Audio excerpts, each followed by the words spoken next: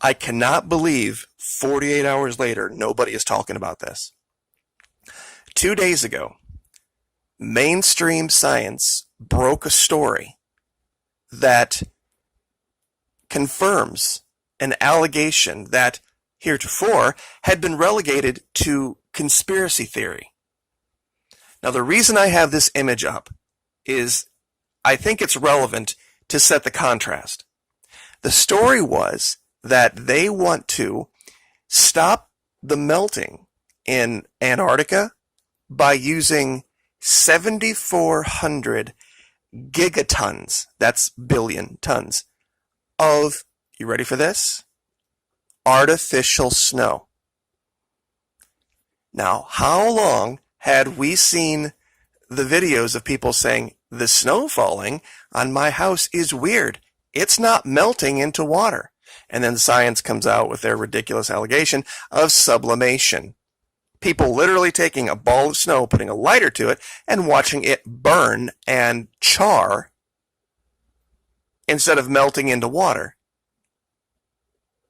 Which science literally is telling us that if Antarctica melts, the amount of water that would go into the oceans would cause sea level rise. Wait a minute, why wouldn't it just sublimate? You see, they just admitted this. Now, the reason I have this image up, you see, the ancients knew that there were different things in nature they couldn't control. Sometimes things were warmer, sometimes things were colder. So they built their cities and they built their places to live strategically. See how this has multiple walls? So if there were a wave, yes, there would be destruction, but it wouldn't destroy everything all at once. This story is all over the MSM. Artificial snow could stop Western Antarctica from melting into the ocean. Scientists propose dumping 7,400 gigatons of artificial snow. Man-made Antarctic snowstorm could save coastal cities. Man-made snow. Artificial blizzards. It's all over the mainstream media. They just admitted it. And this was the dumbest thing I have ever seen in my life. People taking a snowball, which is supposed to be just a ball of frozen water, and putting a lighter to it, and instead of it melting and dripping away, it almost caught fire. And they said, well, no, there's nothing artificial. There's totally normal. It's supposed to be like that. It's just called sublimation. And it just happens when you put fire to snow, it just scars and scorches and it doesn't turn into water. But wait a minute. What about Antarctica? I thought when we applied heat to the snow in Antarctica, why wouldn't it just sublimate? How would it end up in the oceans? If snow doesn't melt into water, we should have nothing to worry about, should we? Oops. They just blew it. They just revealed it. And they're proposing now to take 7,400 gigatons of this fake make-believe, supposedly it's just crystallized water, and they're going to dump it down there.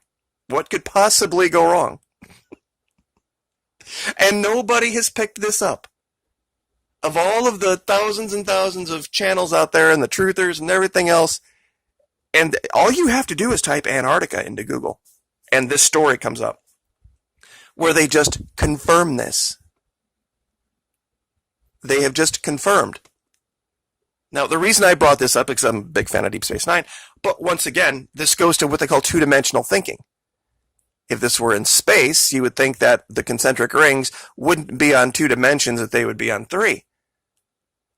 Limited, of course, to, the ability to construct such things. But I wanted to bring up a couple of things in Antarctica today just to show you some new stuff that kind of confirms this. But I'll say this again. If snow melts into water when heat is applied, then how do you explain the videos of people putting a flame to snowballs and having them burn. If we apply heat, and the only thing that happens to snow when you apply heat to it is that it sublimates and doesn't turn into water, why is the melting glaciers, why is that a problem? They're either lying about this or they're lying about that. Both can't be true.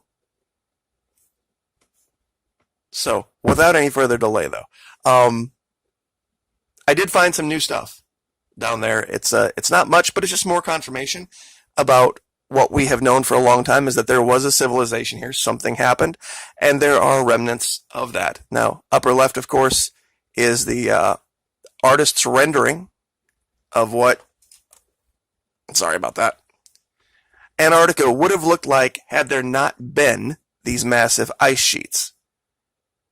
And it's very odd because it's almost identical to Australia. If you flip it around, let's see if we can flip it around. And zoom this back in. And then if you take this image and you flip it and you invert it, it's virtually identical to Australia. But anyway, where we're going to be looking at is over in the, let me flip this one more time. Oops. Sorry about this. Oh, for Pete's sake. Hold on, I'm getting dizzy. All right. Here we go. Okay, I don't know what's going on with this map. Let's just get rid of this one. And let's just go over here. And we'll maximize out this one. Okay. Where we're going to be looking at is kind of over here in the 3 to 4 o'clock region. The part up by South America is, of course, the 12 o'clock, and so it's going to be kind of down here.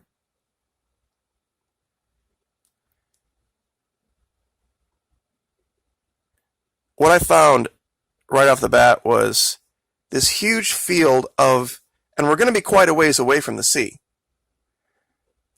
of turquoise. Now, when you look at this can't be sea algae. This can't be, it's green. It's this massive area that is green. I mean, there's areas around it that have water, but this is a monster area. I found little tiny areas that were a couple hundred yards. This is miles wide.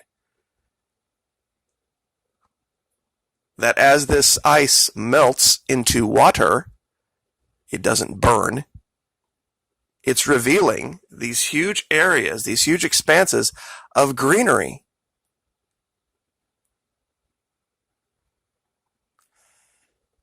And then not very far away, I found this very odd area that is in the shape of a perfect shield. It's kind of raised up and looks very, very much like something that was put there specifically for a reason. Who knows what? But it's just an odd shape. We see so much of this down here, 90-degree angles and different structures that just seem like they were created. Now, this one is very, very difficult to see, to get to show up. Let me see if I can do something different with the camera here. Okay, basically the idea is this. I'm going to try to move this around and zoom it in. There we go. There are these 4 parallel lines. One up here, one here, and one here. Now, what makes these unique is that not just the fact that they're perfectly parallel to each other, but the distance between them. The distance between the first one and the second one is exactly 1/2 of a nautical mile. The distance between number 2 and number 3 is 1/4 of a nautical mile. And once again, between 3 and 4 is 1/2 a nautical mile. We've seen this measuring these, what I've labeled cable and tunnel structures. One of the things they all have in common is that they all run on the cardinal directions of the compass. Either 0 to 180 or 90 to 270 without exception. And the distances between them, the parallel ones, all come out to some multiple of a nautical mile. And we know, of course, this is an ancient unit of measure. We don't use it in modern either satellite imagery or naval operations. It's just not something we use. And over in this area, I have labeled low-res pyramid. There is so many things. I should say there are so many things. It doesn't uncover at high-res, but clearly you can see right here what is the remnants of a pyramid. And you can see no less than, I mean, the angles and the structures around here just defy logic that this would happen naturally.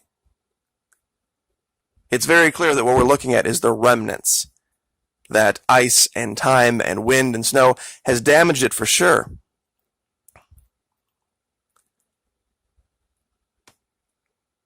But as we look farther up north here, you know, they might have had this issue themselves with the rising seas many years ago. Just natural things that happen on our globe. Seas go up, seas go down. It gets warmer, it gets colder. You know, and the reasons, I don't think they wasted time like we are, pointing fingers as to saying, well, this is the reason why or that's the reason why. They just decided to adapt. And I've labeled this one seawall because it looks like they were trying to construct some kind of a seawall to protect something. Like where we started in the original imagery, that rendering of Atlantis, where they built just ring after ring after ring after ring, basically of seawalls.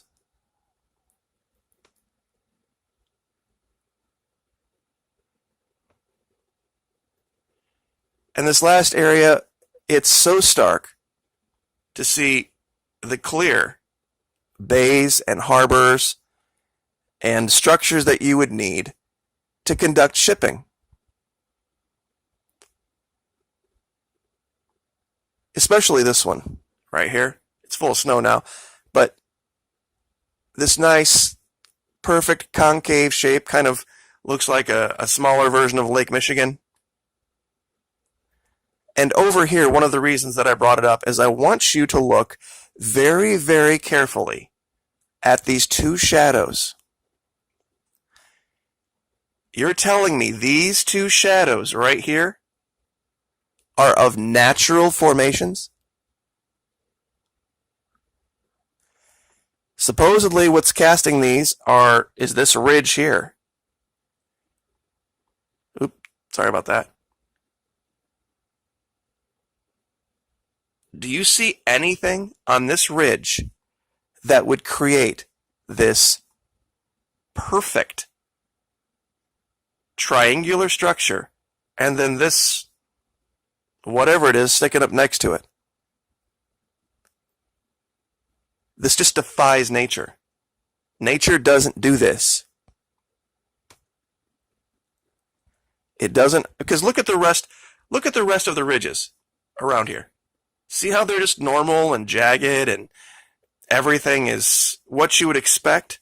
And then all of a sudden, out of nowhere, we see a perfectly smooth triangular structure with that drops down to a 90-degree angle,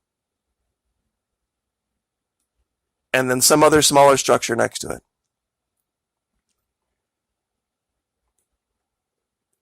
It's this kind of stuff that I think, if there is an effort out there to wipe the imagery, they're missing the shadows. They're doing a good job with the actual things, but they're forgetting that those things cast shadows. And that's how you can find them. So I'm going to leave this image up just so you guys can look at it, and of course I will give you guys the locations so that you can find these for yourself. But there's no one that's going to convince me that what I'm looking at, the shadow there, is of something that was created by nature. Naturally. No way. Like, share, subscribe.